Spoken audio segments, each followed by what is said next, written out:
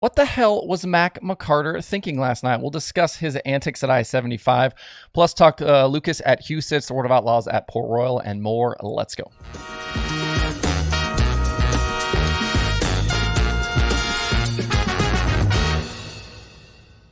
It's Wednesday, July 20th. I'm Justin Fiedler. This is Dirt Tracker Daily. I had planned on kicking today's show off with last night's Lucas racing at Huset's, but then Mack McCarter decided to put on one of the more disrespectful performances I think I've ever seen in a dirt late model and maybe any racetrack ever.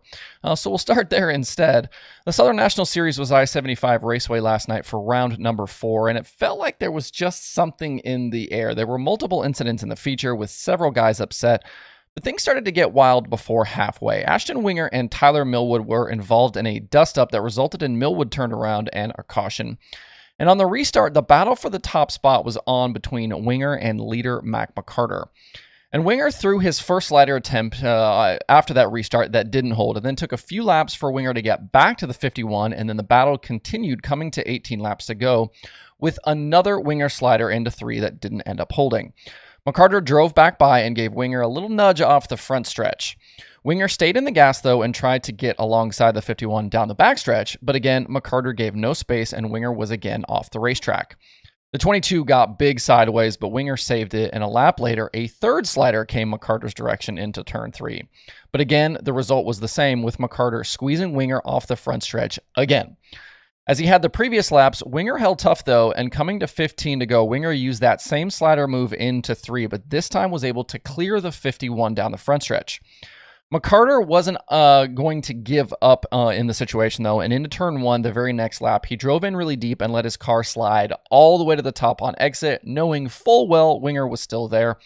The 22 again slid off the track, but there was no saving it this time. Winger's car bit and barrel rolled several times before coming to rest on all 4 wheels. Now, Winger was okay, but obviously very upset at McCarter, and then the fireworks were on. We had the crews on the track, guys trying to fight, officials trying to sort everyone out, and it was several minutes before the scrum on the track finally dispersed. McCarter ended up pulling off the track afterwards. He said that he thought someone told him that he had to go to the tail, which was apparently not the case. But with him pulling off, that handed the lead to Corey Hedgecock, and Hedgecock went on to the victory. In the aftermath, Ray Cook, who runs the Southern National Series, has suspended 2 crew members on Winger's car, one of which being Winger's father, Gary, for their actions after the incident and coming on to the racetrack. That's not surprising, guys. Coming onto the track from the pit area is usually going to draw the ire of officials.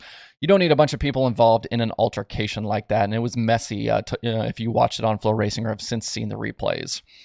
As for McCarter, he attempted to defend his driving to Kevin Kovac in a story over at Dirt on Dirt, but I don't know how you watch any of what transpired and side with McCarter. I don't know if these two maybe have a history that I don't know about, but the 51 was clearly going to do everything he felt necessary to keep the lead, including running Winger off the track multiple times. McCarter tried to tell Kovac that Winger's last slider damaged his left front, and that's why he did what he did into turn 1. But that little bit of contact does not justify the way he drove Winger the previous several laps, and Winger didn't deserve to get junked for the move afterwards. I mean, what did McCarter have? A little scuff on the left front fender? And the series won't penalize McCarter here. They're going to, say that they don't make judgment calls, which is what Ray Cook said afterward. But that's the type of racing we don't need at any level. I understand you want to win, but we don't need to be getting people hurt and destroying race cars like that. McCarter showed absolutely no respect, no racing etiquette, and he should be embarrassed by his driving over those several laps. It's a shame it came to that, because if both drivers end up finishing the race, we'd be having a very different discussion today about 2 guys battling hard, throwing sliders, and eventually one coming out on top over the other. But instead, one guy pulls off, the other guy's junked, everybody's mad, and now we're talking about this today. Pretty ridiculous situation, if you ask me. Embarrassing racing from McCarter. Definitely not what you want to see. The Southern National Series is off today. We'll be back in action on Thursday at Sonoya. Hedgecock is now the points leader over Cameron Marlar following the night's win. And now the type of racing we should have been talking about with dirt late models happened at Huset Speedway last night with the Lucas Oil Late Model Dirt Series. It was the debut for Lucas at Huset's, and as expected, we did get to see some really great racing there in South Dakota. The tight confines and high banks of Huset's made for a lot of action. We ended up with 3 different leaders through the 40 laps.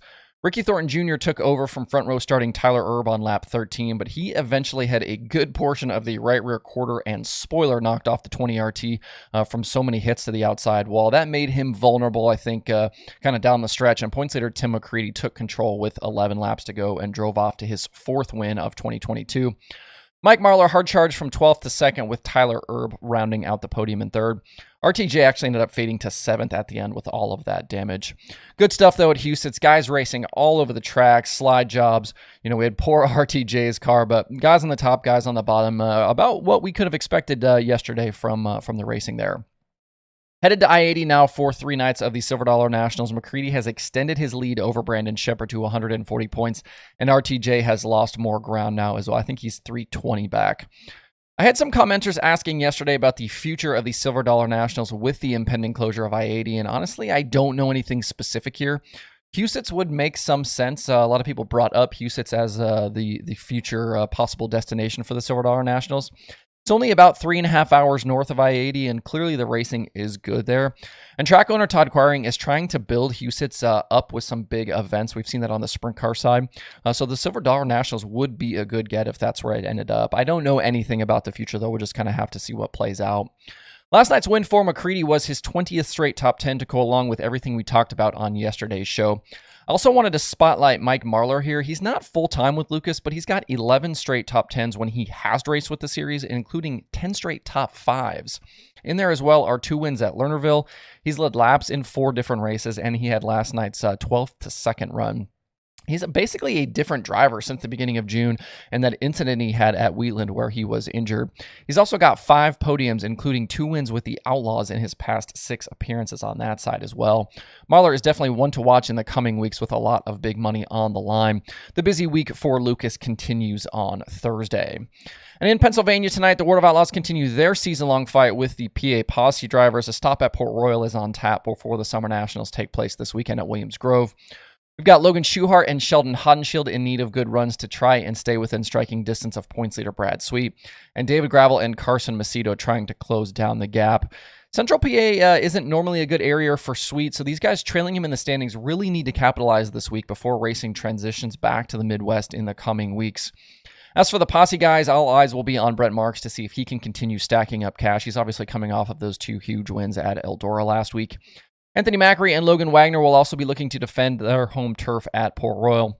And with the NASCAR Cup Series at Pocono this weekend, there is some thought that we might see Kyle Larson this week as well, so stay tuned for that. Larson won twice at Port Royal in 2020, and he's the favorite tonight from the prediction formula if he shows up. I'm going to go with that pick as well. Spencer Baston and Kerry Matson were Port Royal winners with the Outlaws in 2021. And I would also not sleep on Donnie Schatz here. The 10-time Outlaw champion has had plenty of success at Port Royal in the past, and that team has been better as of late. They led laps at Cedar Lake and Wilmot, and they finished second in the Kings Royal last week. If you can't get to the track tonight, you can watch live over on Dirt Vision. Elsewhere tonight, the final week of the Summer Nationals kicks off at Thunderbird Raceway in Michigan. Following today, the series will then head to Butler on Thursday, Tri-City Motor Speedway on Friday, and then the season closes out on Saturday at Merritt Speedway. The Modifieds do have 2 more nights coming up later in the month at Fairbury for the Prairie Dirt Classic. Starting this final week, Bobby Pierce has an absolutely massive lead in the late model standings. It's 337 over Brian Shirley. Only Pierce, Peyton Freeman, and Joe Godsey have run all 22 races to this point. This will eventually be Pierce's 5th Summer Nationals championship and his 2nd in a row. We've got just about the same thing with the Modifieds, as Nick Hoffman will cruise to yet another title. 12 wins in 15 starts right now, and nobody else is even close. Kyle Steffens is 2nd in the standings, but he's over 400 points behind. Still plenty of money to win this week, though, so don't sleep on these races. As usual, you can watch live over on Dirt Vision if you are not going to be at the racetrack. If you want more dirt racing podcast goodness this week, Loud Pedal has Ryan Bernal, Forward Bite has Ozzy Altman, The Dirt from Knoxville has Kelby Watt and Sawyer Phillips from last week, Dirt Tracks and Rib Racks has Steve Justice, All Gas No Brakes has James Giassi and Joey Coulter, and Track Talk has Jamie Wiegnick. There are also new episodes of the Dirt Reporters, Passing Points, The Dirt Nerds, and Quick Time. To see the full list of podcasts and episodes, head over to dirttracker.com/podcasts. It's also a very solid day across the streaming services. Again, we've got 9 shows on tap. Dirt Vision has the World of Outlaws from Port Royal and the Summer Nationals.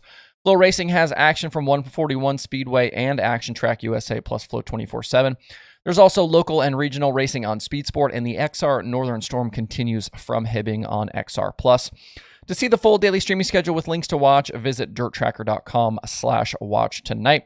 That's it for the show today. Have a good Wednesday. If you have thoughts about the topics on today's show, please leave them in the comments below or tweet at me. Thanks everybody for tuning in. We'll see you tomorrow for more Dirt Tracker Daily.